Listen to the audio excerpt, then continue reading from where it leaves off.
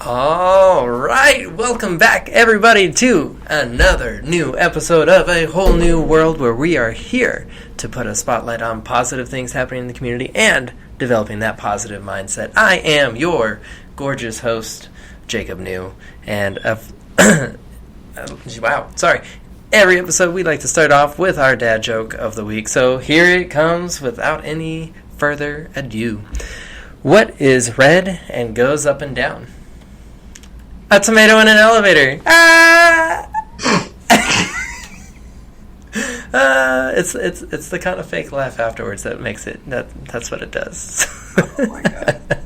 Wow. So I know, right? So we are very lucky to have Dakotah Rogers, master of the authentic charm method, here on Zoom with us today, calling in from the great big New York City. Thank you for being here. It is nice to be here, and come from NYC, and I'm here to have a dope conversation and spread some light and positivity into the world. Man, I love it. I love it. That's what we're about. If in case y'all missed the intro, that's what we're about. Positivity. So tell us, what is it that you are? What do you do? What are you? You are a man. No, I'm just kidding. Yeah. So well, I'm a coach. You know, I don't like to identify as a coach or see my business as a business, because it's just me living life and reflecting and having people learn from my experience. But from the outside, from a business perspective, I'm a coach, and I help introverted coaches establish omnipresence in their niche market with the authentic charm method. Okay. And what is the authentic charm method?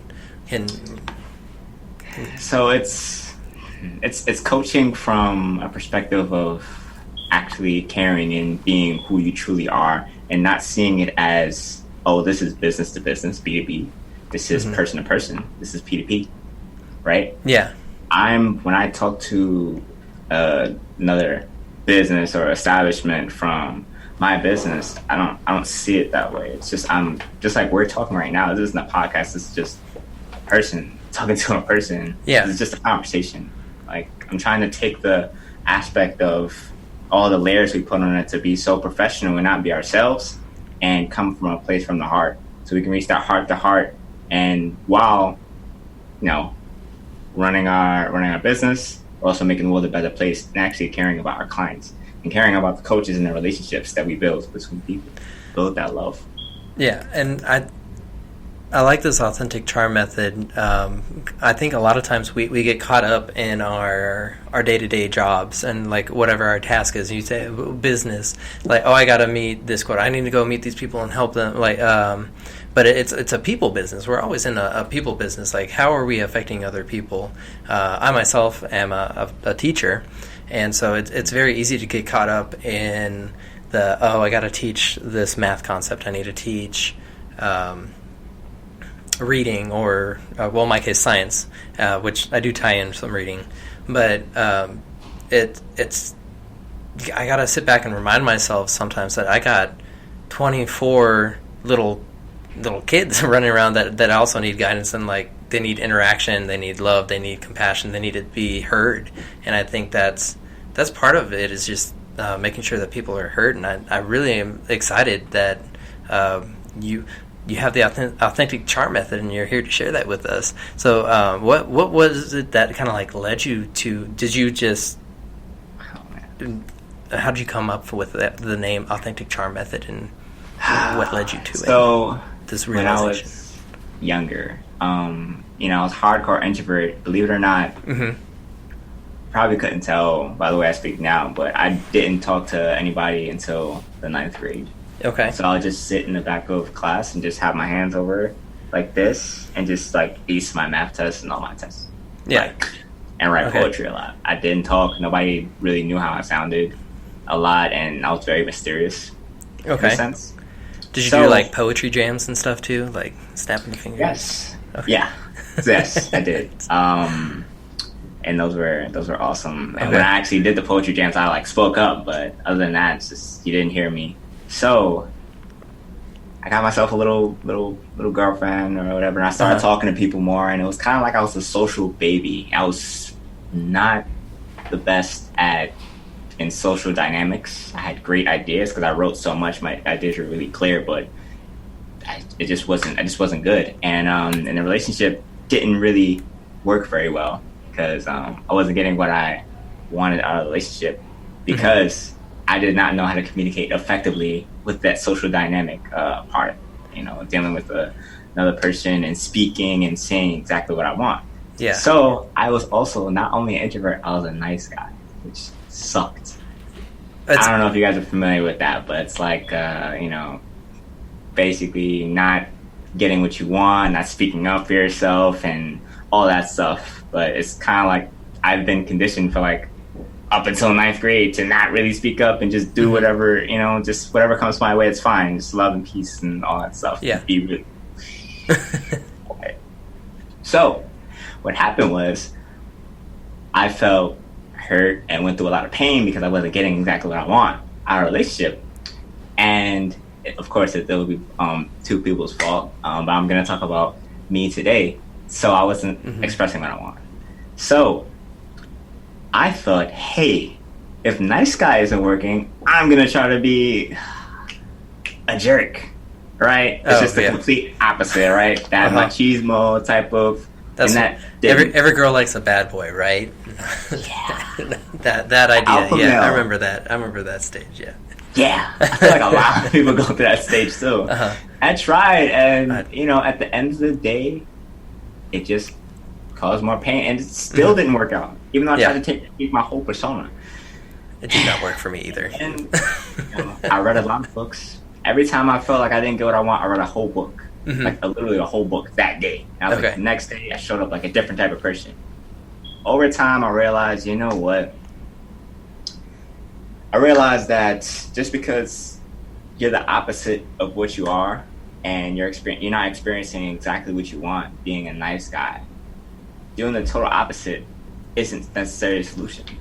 So what is that happy medium, right? What's the you know, the nice guy, you know, it's good, you know, it's a pleasant, tries to be pleasant, right? Yeah. Manner's nice or whatever. And there's alpha male, but it doesn't get what they want. So inside they like hurt. Then there's the alpha male that's like always going for what he wants. But he's a jerk. He's a jerk. Like people like laugh at his jokes maybe or something like that. But it's at the expense of other people sometimes, you know. Yeah. But yeah. And yeah, people don't actually like that. Like it's hard to connect with that. So what is that happy medium that I can create, that I can bring out of me to get what I want at the same time, just be myself and have that perfect mixture? And that, to me, is where the essence of the authentic charm method started to develop for me. I figured, you know what? Why not just be a high character man that if I want something, I'm going to get it, period.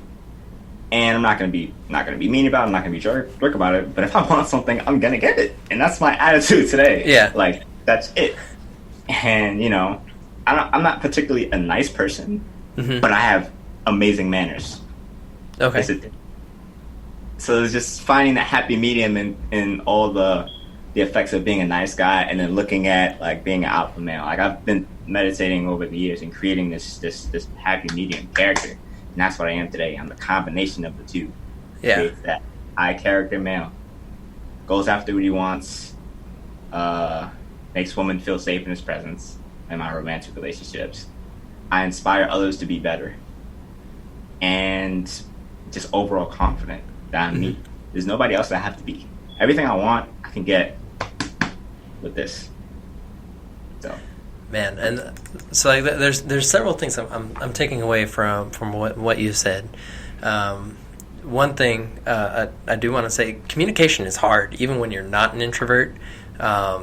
Just because, I mean, there's so many just different nuances with communicating with their body language. There's the hidden meanings behind what people are saying. And sometimes, I mean, you got to be able to infer and do that. And so, like, that's something my wife and I now, we still are constantly working on our communication. And I know there's times that I think I communicated great. And then I'm like, oh, You didn't get that? Oh, okay. I love you. Like, just those instances where I think I've been such a great communicator. I'm like, I crushed that. I got it. My point across. This one, and just like, no, no. So it's something that I think all of us need to work on. But my other takeaway from what you were saying, though, is that along the way you were figuring out who you were. Once you figured out who you were, that's when you started to develop that confidence, and that's where I think it kind of, from what I understood, is what's kind of leading you where you are. And we have those different stigmas that let us think, oh, who I am right now is not okay, but it's great. Who you are is amazing, and we need to be okay with that ourselves. Because I know for a long time I wasn't. And I mean, it took me a long time, and now people, because I actually used to be introverted, like going through elementary school. Like I was the kid that would go and run and hide behind my parents' legs when we met somebody new. I'm like, who are you? No, stranger danger. You don't even have candy. But but it's, I think when you're talking about development and then knowing who you are, but you're able to list specific goals of ways, things that you want to be able to do. You want people to feel a certain way around you. Like you were just counting off your fingers. I mean, I love that. So you're really just getting to know who you are. So thank you for sharing that with me and us. So you are a coach. So what led you into coaching? And have you always done coaching? No, my first client was me. All right. That's an important client to have. Yes. I love mindset. And at first, I read like all the self-help books in the world, when I was going through that nice guy phase. And, I was just teaching myself and coming up with like mindset routines to be able to show up without having that introvert side of me take control of who I can talk to, who I can't talk to, who I can communicate with, and who I can't communicate with, because it's a very limiting thing. Like, especially if you're in high school and it's like maybe something's bothering you, or like somebody's picking on you or something like that. And it's like you want to be able to deal with that. Yeah. So over the years, I've just developed my mind more and more and more and more, and I found that a lot of the self-help books or like books on just bettering yourself, they had family, they had business, and then they had personal. They always had those three things. So I worked on it and meditating everything in like these books. If I read a book, like I'll meditate on it every day for like 30 days, and I'll like rotate them out.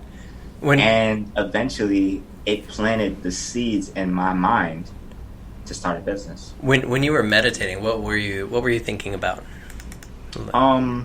Like, can you give us an example of something you might, after you read a book, did you focus on one thing or just like the book in general? Like, so it was a really makeshift process, actually. When I say meditate, I feel like there's a lot of different ways to meditate. I did use affirmations a lot.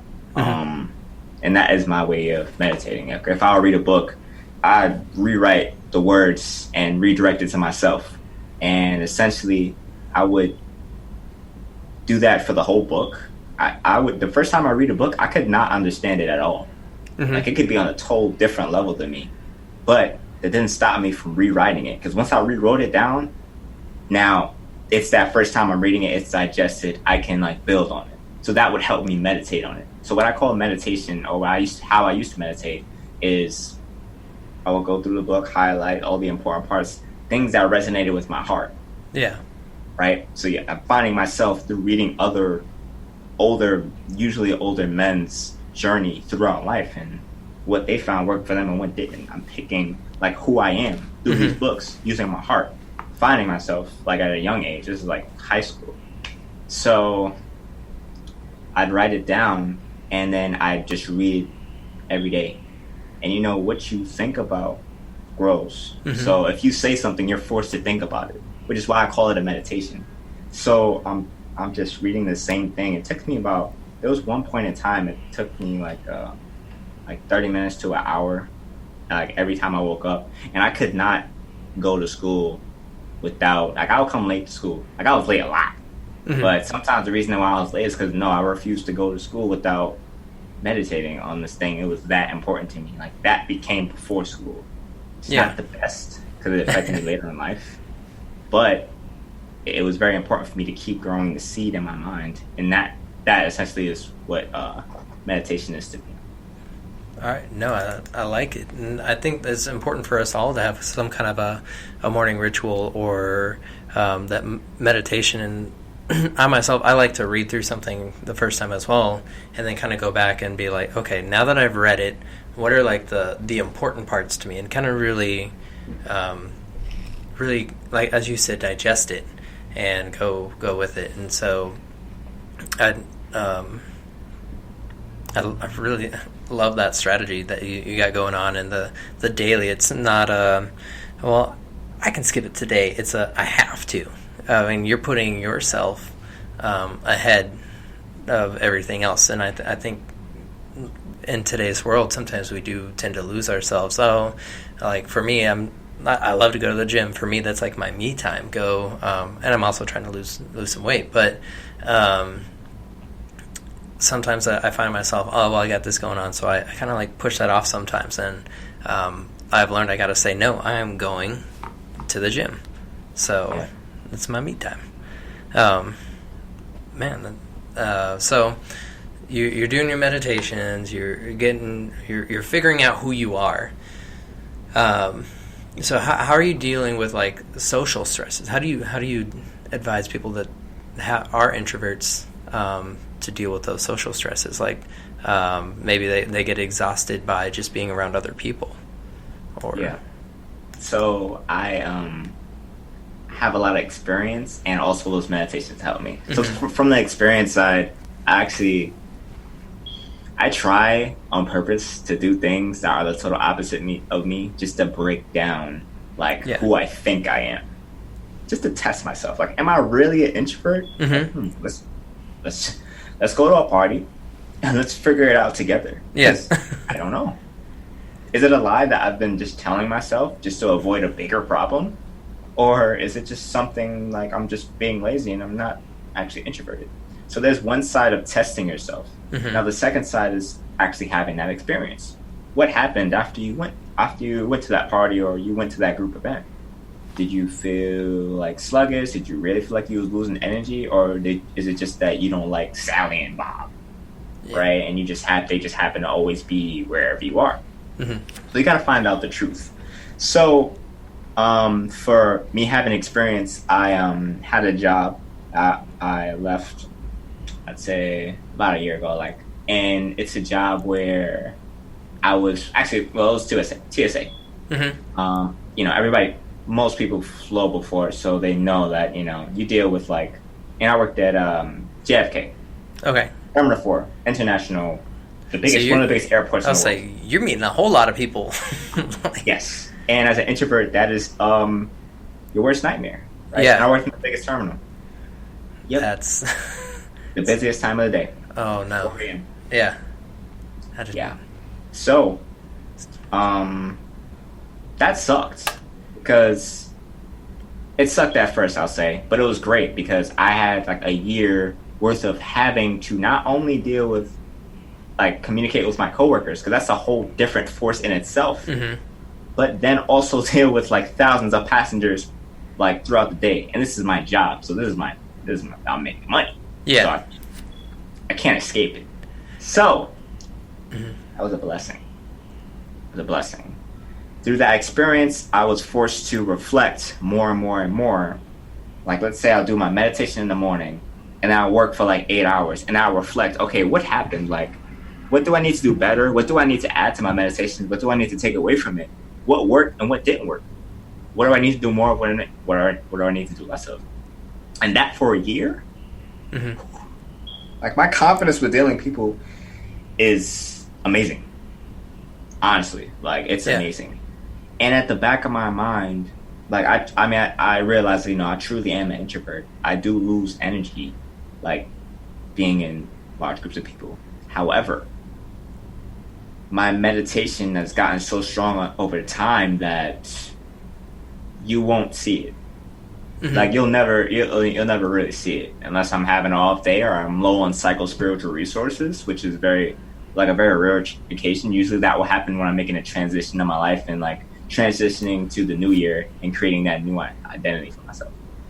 But it rarely happens. So that third thing that's really important is the consistency in being that character that you want to be a year from now.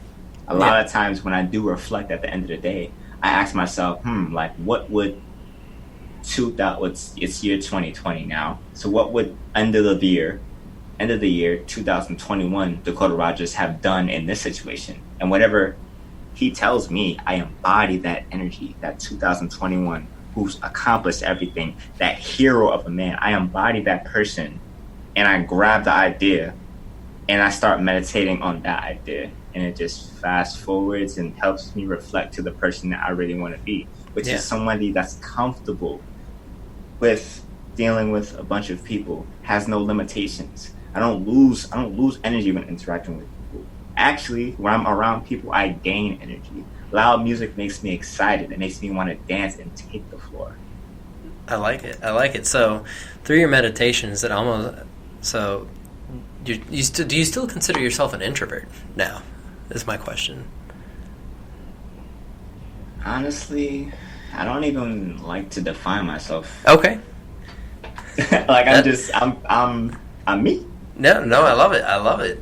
I have introverted qualities. I do lose energy from like, being in large groups of people, but it's so minimum now that and my mindset, my spirit, my emotions are so intact and so strong over the years. Keep in mind, I've been working on myself for like 7 years now. Pretty much, get to that point where I'm starting to master certain things. I could say I am, but it's so minimum that, I don't know. You can say I am, but even though you won't notice it unless I tell you or I talk about it. Oh yeah, no, and sorry, I didn't mean to put any labels on you or anything. That's totally cool. But it sounds like you've just implemented this a very strict regimen of you wanted to be a certain type of person, and you every day you kind of go through, and that was kind of almost like a recharge. Correct me if I'm wrong. For you, where you just kind of sat there and like, this is me. I love that you reached up and you kind of like grabbed the idea out of the air and like, this is what I want, and because it's almost like that physical attainment. And I'm sitting here and thinking about what we tell ourselves. We're sitting here, we're telling ourselves, I'm introverted, I'm not good at dealing with people. I mean, we're not going to be good at dealing with people. And I am going to go hide in the corner or just shy away from personal interactions. But, I mean, in our world today, it's going to be, at some point in the day, you're going to have that. And so if you do have that, and maybe you're just finding that recharge. So, again, correct me if I'm wrong, but like, sounds like the meditation for you was recharge. So for somebody else, that might be maybe going to the gym or reading a book or, just taking a 20-minute nap. Am I understanding you correctly? You're exactly right. And I wanted to say, like, that strict regimen for me, and the reason why I was so strict is because at first, the reason why I was doing this is because I was in pain. Like, I felt pain because I wasn't getting like the love I wanted. And then that was my major driving force. I was like, I don't want to feel like this. Like, I want love. Like, I want to experience certain things. And then it turned into, because I want success. That's what I was chasing. And then that was the thing that was driving me for like a few years. And then right now, just recently, like, it changed to love. Like, ooh. That is the main driving force in everything I do. Like, I ask myself every day, like, if I loved myself, what would I do? And that is it. That's one. And two, about the label thing, I appreciate the label. Okay. I don't want you to apologize for that. I appreciate it because if I didn't start with the label, I wouldn't know what to do next. You need to identify where you're at. So, like, starting with labels, I don't have a thing for labels. I'm not offended. by any ways and by any means. Nobody should be offended or feel offended by labels, because you need to have labels to be able to see, okay, this is where I'm at. Yeah. And okay, so how do I get to that place or that spot or that other label that I want to be? But labels is just like a point that I can shoot towards, pretty much. So yeah. I appreciate the label. I don't get offended by it. No. The third thing, what you said earlier, you said you go to the gym. Yes. For me, I spend a ridiculous amount of time. I spend like my routine in the morning is like 3 hours now, where I roll out my body, I do yoga, I meditate, I stretch using the stretch band, I work out, and I do a mindset routine full of like it's a bunch of stuff, and I reflect and I plan my day. I take about 3 hours a day in the morning, and that's it sounds ridiculous, really. I don't think so. Okay, well, it's I guess it's like a lot, pretty much. Like, dedicate 3 hours of self-care to yourself. It's a lot for some people, and I can't not do it. It's something that I need to do. But I want to say that it started from a mental standpoint. The meditation for me was the jump off point. And once I got that, I mastered that. It affected other areas of my life, and now like my health, my skin, my drinking a gallon a day, like it affected every other area of my life and business, showing up in my social circles, caring about just caring more and more and more, showing love to myself. That how I adapted in the other areas, it all started with a mindset for me, and different people learn through different ways. So for me, it's mental. That's where it started. That was the most important for me. That's where I had to learn. And for you, it might be physical. For somebody else, it may be spiritual. Yeah. But who I have love for any type of way that you guys are manifesting or meditating. You can meditate through physical working out, right? You can meditate through affirmations, and you can meditate spiritually. It's all meditation. It's all one. I like it. It's all in the mind. So whatever we're telling ourselves and how we talk to ourselves, that's what's gonna come true. And again, I'm really digging the love on yourself. Some people might be like 3 hours, that's a lot, but I mean, hey, it's working for you, And maybe some people it's not 3 hours. Maybe you just take an hour and you go through some routines just for you. But the point is that you're not losing yourself. You're actually spending time with yourself to get to know yourself better and develop yourself into who you want to be. Who do I want to be? And so I think we all need to make sure we have that time during our day. And some of us, I'm thinking of people with families. Maybe they can't do 3 hours. Or even an hour. Maybe just 30 minutes a day. That can do a lot. Yes. I started with just like 2 minutes. I literally started with 10 affirmations a day. Yeah. Now I've like moved on to having reading my game plan for the year, like daily tasks, reflection, and all that in one routine. Like I started really small, consistency, and building it up, and now I have the tolerance to be able to work on myself for 3 hours a day. So starting small is a beautiful thing. Like small wins are a gift to the world. Start small. Yeah. I mean, I think we have the. I'm so glad that you brought that up about the small wins, because I think a lot of times, since New Year's resolutions are still pretty fresh, people set goals, and I don't know. I'm kind of on the fitness trend right now, but I mean, I want to lose like 50 pounds this year, and it's like that's a great goal, but then like that's not my goal, but I don't have 50 pounds to lose, but we lose track. Like we expect to get there like that. It doesn't happen like that. My actual goal is to lose 24 pounds by April 30th, and I did my first weigh in to kind of track myself, and I only lost 2.5 pounds. But hey, that's good, and I'm thinking long term, 2.5 pounds every 10 days, I should be well on target to get my goal. But it can be discouraging at first because, like, man, I felt like I should have lost more. But I was like, whoa, time out, Jacob. Time out. Like, you killing it. You lost 2.5 pounds. Like, it's on, like, how we view our goals. And we can't just say, skip those small milestones, you know? Mm-hmm. Yeah. And another thing that people should be careful of like setting like really big goals. I'm very guilty of this sometimes actually, is you have to know, you have to learn yourself. Like, mm-hmm.